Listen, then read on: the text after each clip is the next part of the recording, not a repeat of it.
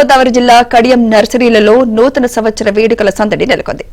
Nursery రైతులు మొక్కలతో రూపొందించిన వివిధ ఆకృతులు ప్రత్యేక ఆకర్షణగా నిలుస్తున్నాయి. న్యూ ఇయర్ సందర్భంగా మొక్కలను వివిధ ఆకృతుల్లో అందంగా అలంకరించారు.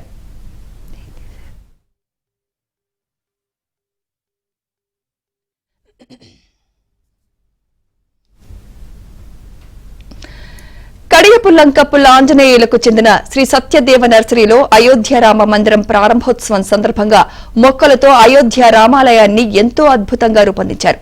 సుమారు 60,000 మొక్కలు, పువ్వులతో తీర్చిదిద్దిన ఈ కూర్పు ఎంతో ఆకట్టుకుంది. పల్ల వెంకన్న నర్సరీలో మొక్కలతో 2024 సంవత్సరానికి స్వాగతమంటూ ఏర్పాటు చేసిన ఆకృతి అందరినీ కట్టిపడేస్తోంది. ముందుగా నూతన సంవత్సర శుభాకాంక్షలు అండి. ఈ నూతన సంవత్సరాన్ని 2024ని మా మొక్కలతో ఈ కూర్పు ఏర్పాటు చేయడం జరిగిందండి. మా నర్సరీలో ప్రతి సంవత్సరం మా నర్సరీలో ఈ నూతన సంవత్సరానికి మొక్కలతో కూర్పుని ఏర్పాటు చేసి ఇలా స్వాగతిస్తూ ఉంటామండి. ఈ సంవత్సరం కూడా ఈ 2024ని ఈ విధంగా స్వాగతం పలుకుతూ ఇది చాలా స్పెషల్ సంవత్సరం అని మేము భావిస్తున్నామండి. ఎందుకంటే ఈ 24 అనేది చాలా మనకి మంచి కలిసి వచ్చే సంవత్సరం అని కోరుకుంటున్నాం. ఎందుకంటే శ్రీరాముని యొక్క విగ్రహ ప్రతిష్ట మన అయోధ్యలో జరుగుతుంది. అది చాలా మంచి పరిణామం అని మేము కోరుకుంటున్నాం.